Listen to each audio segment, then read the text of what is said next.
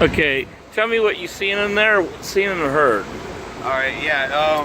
My name is Josh Johnston. I was in the mission last night, and what I heard and saw was with the guy. We were in an AA meeting, and about 15 minutes before the meeting was over, which would be about 7:40, 7:45, a gentleman walks in and has no shirt and no pants. Well, his pants were on, but he had a big accident. You can see streak marks on the back of his pants, and he was begging for a shirt. It was cold and rainy out, so none of us really thought much about it. Yeah, he got a jacket out of the trash can that had donated clothes in it, and then he put that on, but he didn't leave. He stayed in the area.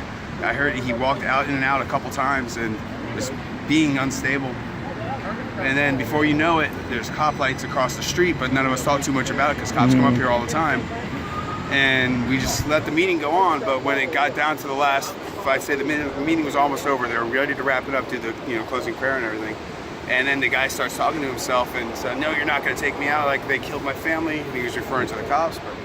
And he starts stabbing his neck and was bleeding already. Like, by the time he came at us at the chairs, he was already had blood coming down his neck in two different spots.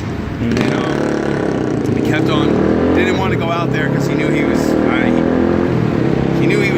not going to make it. And he got all of us somehow, just by his actions moving towards us, he got us to move up and out back to the back of the building to the left, which is by the bathrooms and the showers.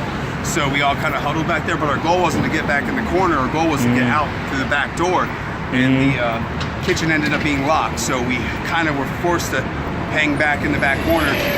And within a minute or two, the cops were breaching in, and they had shot beanbags at first, non-lethals at first at the guy. He was in the back. He wasn't far from us in the back corner. And I actually saw the beanbags bounce off him once or twice. It really didn't seem to faze him.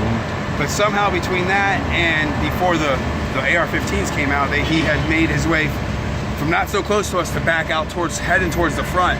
And he was on the left side or the right. As you walk in, the right side of the stairwell, which would have, and us in the back would be our left. And he never went probably closer to 10 or 15 feet even to the front door. He was probably a good 15 feet away from the front door at the moment where the cops used lethal force on him. He never got the knife out of his hand. Apparently, like he never dropped the knife out of his hand. And the last thing I remember, I heard this. I heard say, if he wants to die, let him die. It's pretty sure what the cops were saying.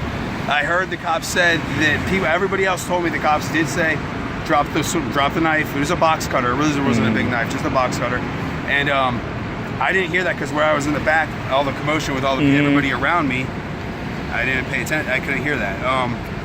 But I did hear the other thing, like I said, if he wants to die, let him die. And about 30 seconds later, the sounds caught about 5 or 6 rounds of the assault rifles, and it didn't. To me, it wasn't that loud, so I wasn't sure if it was what it was, but it was. And they got him, and we all cleared out. So you sat there and heard the cops say, if he wants to die, let him die? So, like, I don't think there was even an if. It's like, he wants to die, let him die. Like, he had a death wish, apparently. Like, he did.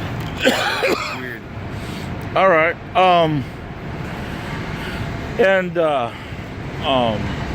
You seen them fire less lethal at him? Yes, at first I absolutely did, and then that didn't faze him. He just kind of like shook it off, like whatever. And before you know it, I probably say within 2 minutes of that, just 2 minutes, he ended up getting his last couple.